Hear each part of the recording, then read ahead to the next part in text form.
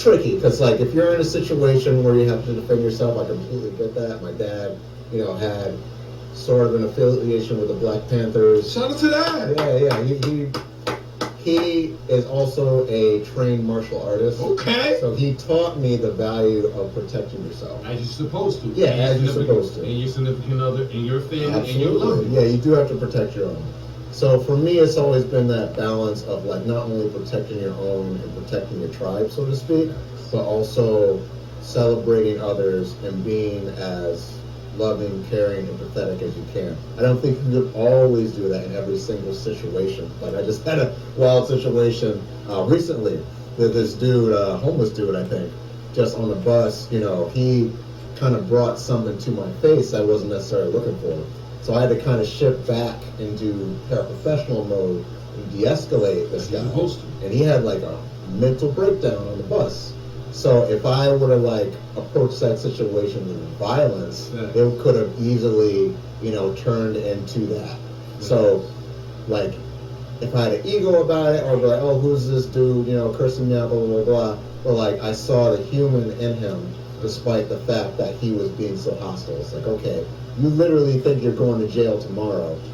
You're taking this out on me because I'm who I am, and you see me dressed like this, and you think A, B, and C. Meanwhile, you don't know. But have an intellectual conversation with right. Some kind of time you was on. Exactly. Y'all rocking in the same direction in life. Because that's how me and you met. I came to it because Brother Calvin X, shout out to Brother Calvin X, and that's how I met you in Sky too. And you came in, bro. Your book is on my wall, bro. That is amazing. Your book is on my wall, bro. So, shout out to that. Yeah, that's why I made the book, too. The book is so multi-layered and multifaceted, and it's rooted in chasing your dreams and positivity. So I never knew Sky Zoo would be my friend. Like, what? So if people want to find your book or buy it, or how would they get in contact with finding that type of book? I know we got off the topic. No, it's all part of your book.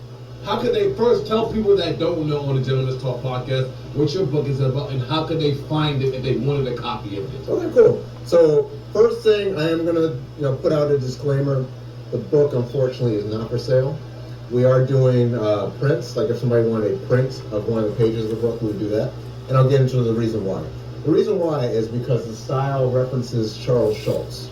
It's paying homage and all that stuff. Like your Andy Warhols who pay homage. Yep. Sky Zoo and I did not want to get into a situation with, like, the Charles Schulz estate, for example, where they could kind of come after us. So what we did was we sold it for 1 week only, and then we sold some copies to Trinity College, and we did a book signing. Shout out to that. Yeah, if we do book signings in the future, we'll keep people posted. But as of right now, it's just limited run. People can definitely reach out if they want prints. I have other artwork for sale as well, too. And I believe Sky Zoo is doing some merch off of the book as well. We appreciate that. Yeah. Shout out to that. Yeah. What does family mean to you? Family is everything. I put my heart, mind, body, and soul into family. Mom, dad, brother-in-law, wife, first side of family, my side of the family. It just all has to coalesce, and I love being part of the family that I'm part of.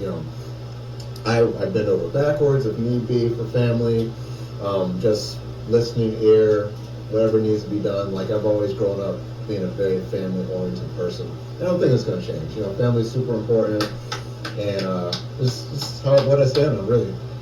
We appreciate those words. He a powerful dude. He got my spirit like, ooh, because he says some real stuff, and I appreciate his words. R.I.P. to Kevin Samuels. Do you know who Kevin Samuels is? I do, yeah. What's your perspective on Kevin Samuels? My perspective on Kevin Samuels is there were some nuggets and gems that I got out of what he was talking about. But at the end of the day, I don't quite agree with his approach. I agree with being masculine, but also being, in a sense, chivalrous. And he kind of did some things on his podcast I didn't really agree with, like the takedowns of black women. And that's not really something I'll ever be cool with, having a wife that's a black woman, having a bonus daughter that's a black woman. So it's like you can be powerful and masculine, but also be sensitive. And I don't quite think Kevin Samuels did all those things. Like I said, there were some things I could get out of what he was talking about, but it just kind of got to a point, for me at least, where it's like too much sensationalism. It's like, all right, well, you're doing this because it's going to get views and A, B, and C. And that's not really what I prescribe to as a man.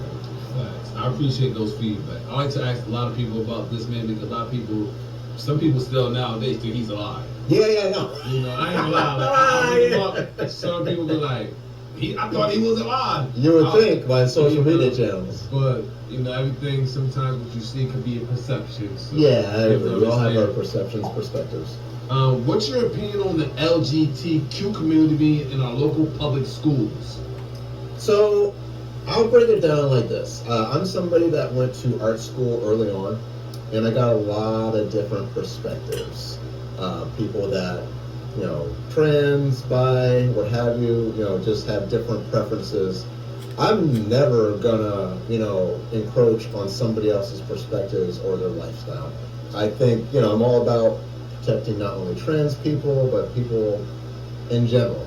As long as you're not encroaching on my way of life, or, about hate speech, or being a neo-Nazi, like, more power to you. So, I do understand, black community, different communities that, they look at people that prescribe to that, and it's like, well, keep that out of our schools, keep that away from my children, blah, blah, blah.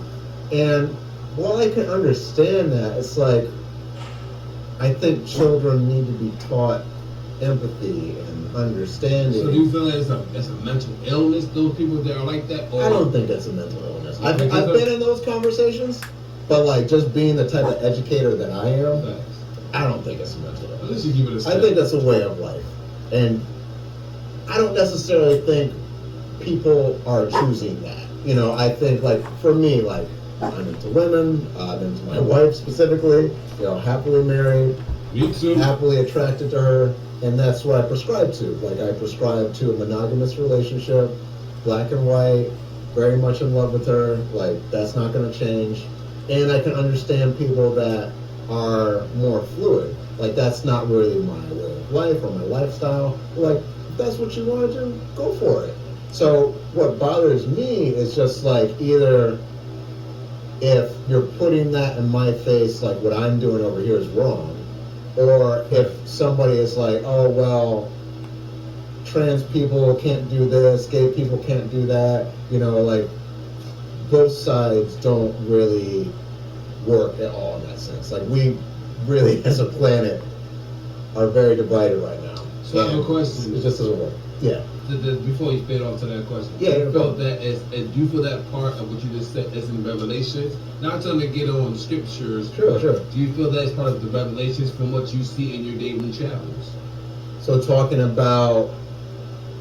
you talking about like what's in the Bible or in my day to day? From your day, not in the Bible, from your day to day. Gotcha. So my day to day, from what you see on that topic. Yeah, on that topic, I have friends that prescribe to that. I have friends that have certain lifestyles. And I think just early on, I became accepting of what other people are into. Like, that's your lifestyle, that's what you prescribe to, that's important to you. Like, who am I to, like, stand in the way of that? So I think it boils down to life experience. I can understand if somebody was sheltered and they grew up in a certain type of household, maybe a household that was bigoted, that might come out in their understanding of the world. And then it's up to that person. Are you going to remain that type of person? Or are you going to unpack and unlearn those things that, you have in you? That's very true. Everybody has their biases. Very true. Now, how do you feel about today's upbringing and your daily travels? Do you feel like the kids are on the path to the right success? Or you feel that they're wilding, they're crashing out, and they have no direction? Yeah, that's a good question too. I think being in the school system and seeing what I see, I think there is a lot of hope for the future. I think kids are becoming more educated with tech and being empathetic and going after what they want. I've definitely seen a lot of that. And at the same time, I've seen the other side of it too. Like too much social media, too much TikTok, too many people hopping on these crazy trends, and get a little political, hopping on, this right-wing wave, going after following all these influencers that might be into that. People in the manosphere, people talking about A, B, and C, and it's just like, I think there's a portion of these kids that are doing the right thing, doing what's right for them, doing what's right for the world, educating themselves, and I do think there is a large part of the population that's also lost. So I do want them to unplug off social media, read a book. It's about balance. I love social media as well, and at the same time, it can't be your entire life. It can't be your entire personality. We really appreciate those words. What inspires your work ethic? Why do you work hard? Yeah, I love that question too. I work hard because